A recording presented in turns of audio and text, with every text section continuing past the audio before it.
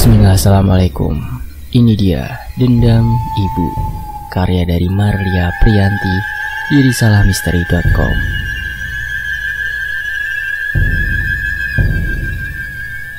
Rintik hujan sejak sore tadi belum juga mereda.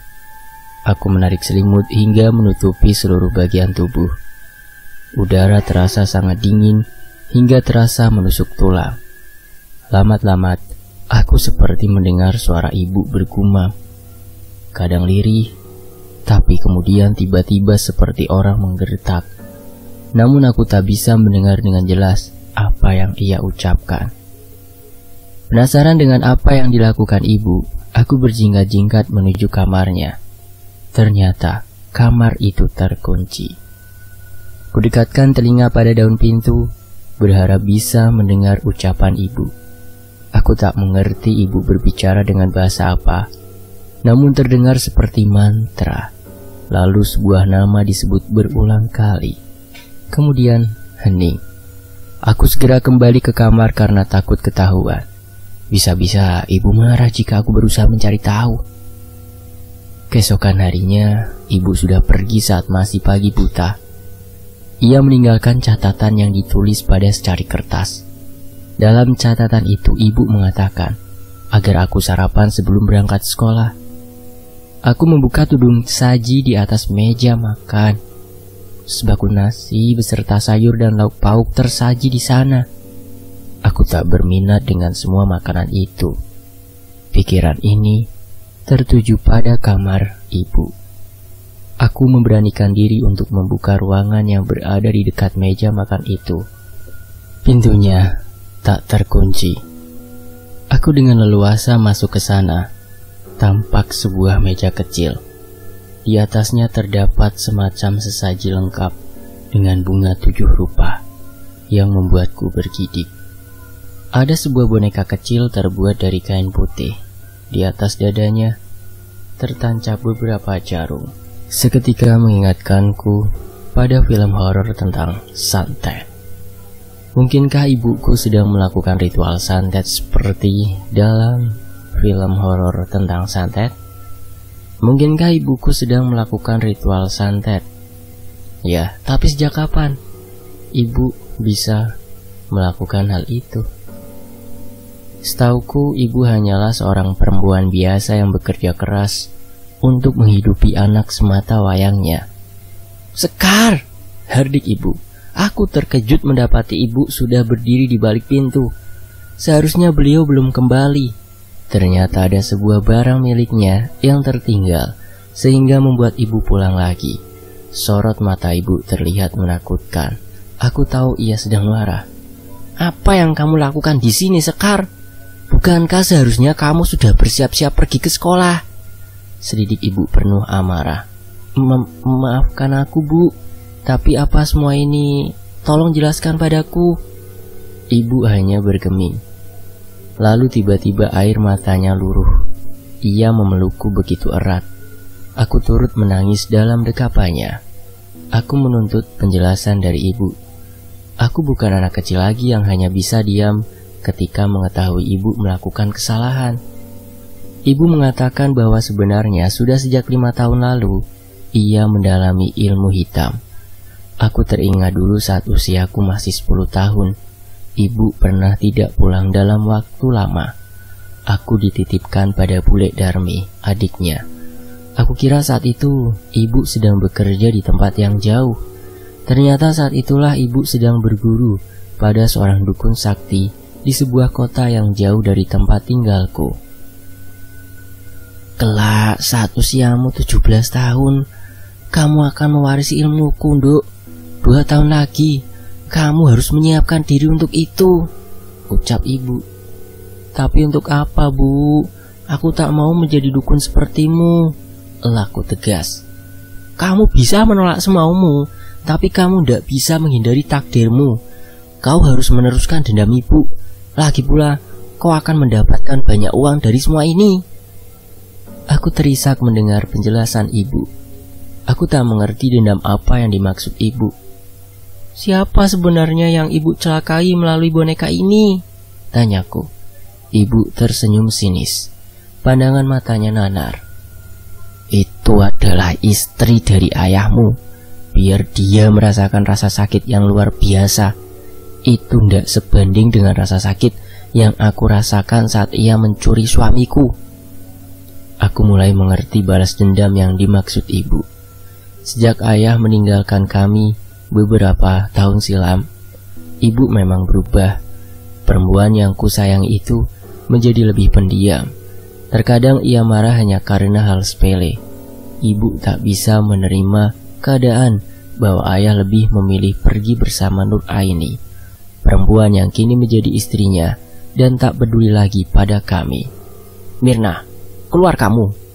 Tiba-tiba suara yang tak asing di telingaku memanggil nama ibu dengan nada tinggi. Ayah. Ayahku sudah ada di depan rumah bersama beberapa orang pria. Ibu segera keluar menemui mereka. Apa yang membawamu kemari dengan membawa banyak orang? Tanya ibu tak gentar sedikit pun. Jangan pura-pura tak tahu kamu. Kamu ini sekarang jadi dukun santet kan? Kamu apakan istriku hingga dia selalu kesakitan sepanjang malam, ah? Geram ayah. Apa kau punya bukti menuduhku seperti itu, ah? Ayah tak menjawab pertanyaan ibu. Pria yang seharusnya menjadi cinta pertamaku itu malah memberi aba-aba pada orang-orang yang bersamanya untuk menangkap ibu. Ibu menolak, tapi tenaganya tak kuat untuk melepaskan diri dari cengkraman mereka. Ibu diadili dengan kejam. Semua orang itu main hakim sendiri hingga perempuan yang melahirkanku itu meregang nyawa.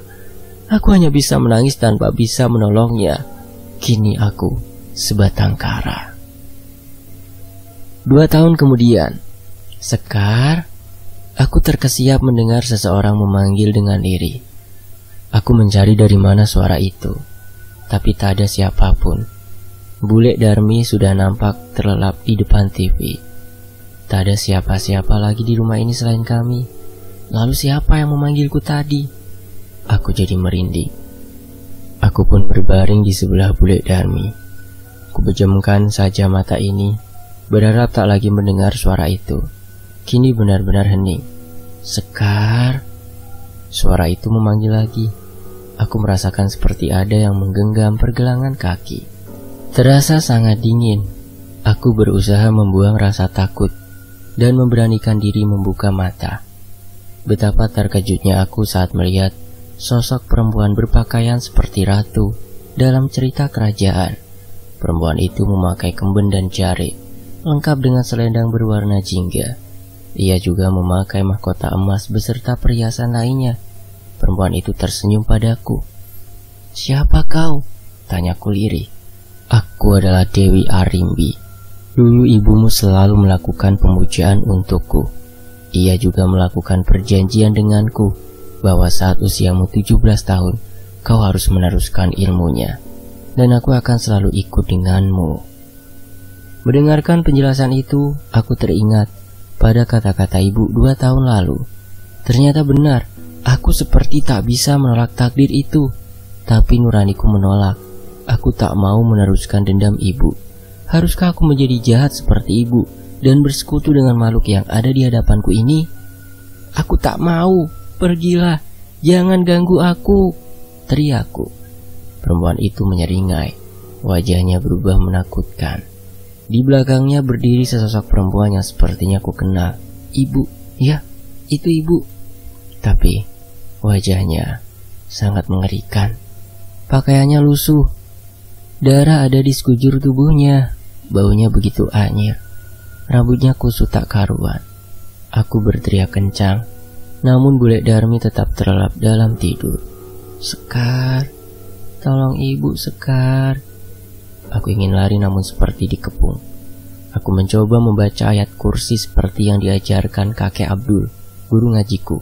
Walaupun terbata-bata, aku berusaha tetap membacanya sambil memejamkan mata. Sekar, bangun, Duk. Bule Darmi menggoyangkan pundakku dengan kencang. Apa yang terjadi?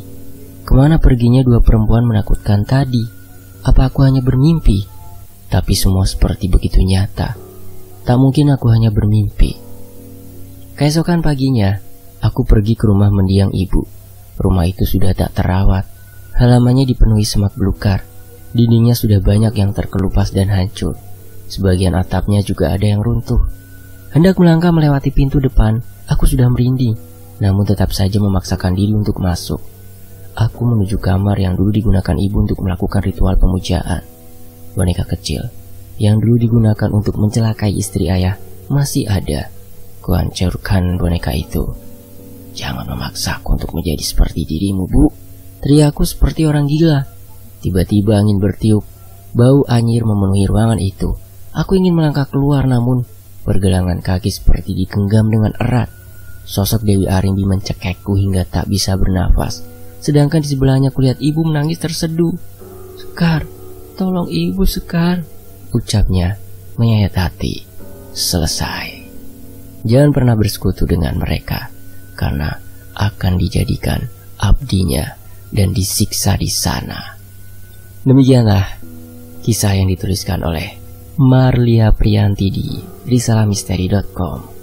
Saya pamit, sampai jumpa di kisah lainnya. Wassalamualaikum.